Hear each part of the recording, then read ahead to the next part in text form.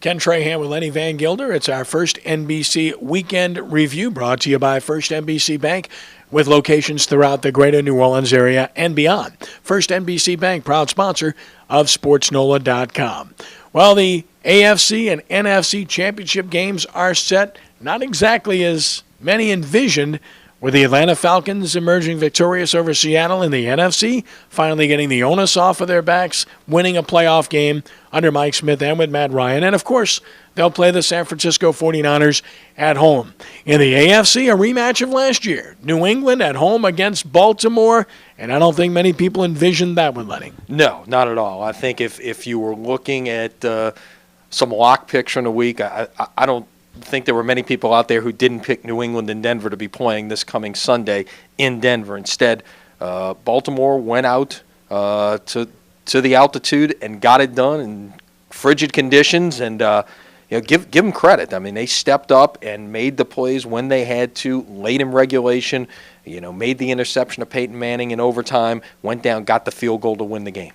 Trendon Holiday of LSU and Peyton Manning would have been heroes were it not for a total collapse in the final minute of regulation by the Broncos defense. Totally inexplicable what they allowed to happen to the Ravens offense with no timeouts remaining in that situation, having to go the length of the field just to tie the game. Somehow, in a prevent defense, they allow New Orleanian Jacoby Jones to get deep on them. Raheem Moore lets him get behind him, first of all, and then takes a terrible angle and gives up the touchdown. Yeah, it's amazing the Louisiana storylines that were in play in this game with Manning, with Trendon Holiday, Brandon Stokely, who's like Peyton, seems to be ageless at this point, still being very effective as a wide receiver at his age. By the way, did you notice before the game that they were showing the Broncos introductions, and they introduced Brandon Stokely from southwestern Louisiana, not Louisiana Lafayette? Thought that was kind of funny. But then who ends up making maybe the biggest play of the day? Jacoby Jones, as you mentioned, a guy who didn't even play football in high school at Abramson. He was a basketball guy, a track guy, really didn't become a football player until he was at a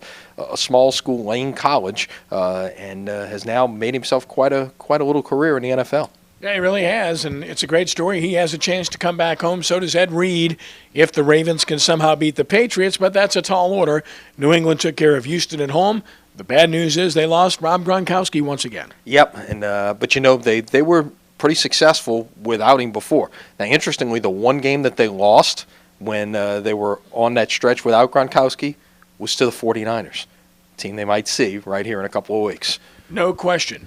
And then, of course, the Atlanta Falcons, I picked them to win. I looked great for 3 quarters, looked stupid toward the end of the game, but then they somehow found a way to win. Improbable the way they did this after Seattle totally dominated the fourth quarter, putting themselves in position to go to overtime. And then just 2 plays, bam, bam, and a field goal by Bryant, game over. You got to feel good for the Falcons. I mean, obviously, Saints fans know what it's like to deal with losing and with heartache for so long, and then finally the chance. Now, the 2 teams that are going to play for the right to come to the Superdome are the Falcons and the 49ers, who, by the way, have each beaten the Saints 46 times in their history. No other team has beaten the Saints more than the Falcons and the 49ers. The 2 teams that New Orleans fans have probably hated the most over 45 years and more are playing for the right to come here and play in the Super Bowl in the Saints' home stadium. Yep, 49ers tormented the Saints with Joe Montana and Steve Young, and, of course, most recently with the playoff game everyone wants to forget. And, of course, the Falcons, well, it's the Falcons, so you understand. One's going to win, the other's going to lose. We'll make picks later on in the week. In basketball, the Hornets' 4-game win streak comes to an end at New York. They lose to the Knicks 100-87. And they started off well in this game, but kind of fizzled out. Yeah, and, this has been a good run here for the Hornets, putting together this 4-game winning streak.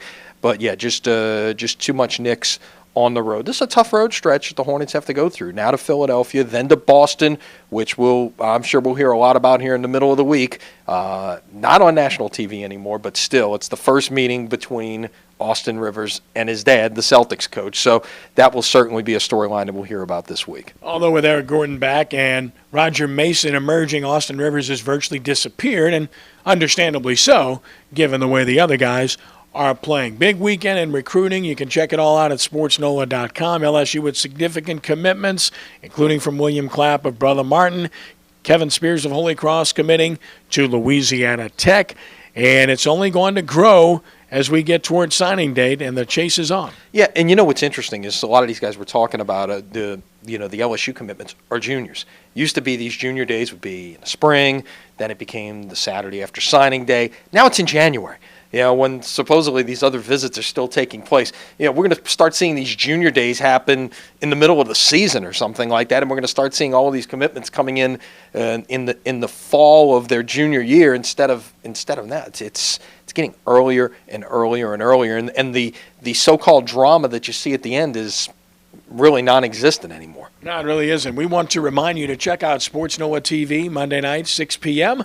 with yours truly and Brian Alley Walsh and Torrance Small and Rick Gailey joining us. We'll break down what happened in the NFL playoffs and talk about the legacy of Peyton Manning, among other things, a very hot topic to say the least. And we hope you will. And don't forget, Prep Recruiting Insider Wednesday at 6 p.m. as well. Speaking of recruiting, and Brother Martin, Coach Mark Bonise, and some of his star players, including William Clapp, will be guests. Always fun. It is. It's a great time, 5 to 7, Monday through Friday. Check out our sports block on Channel 20. As always, a pleasure, Lenny. Have a great week. We'll see you later this week. All right, for First NBC, I'm Ken Trahan for Lenny saying thanks for joining us and God bless you.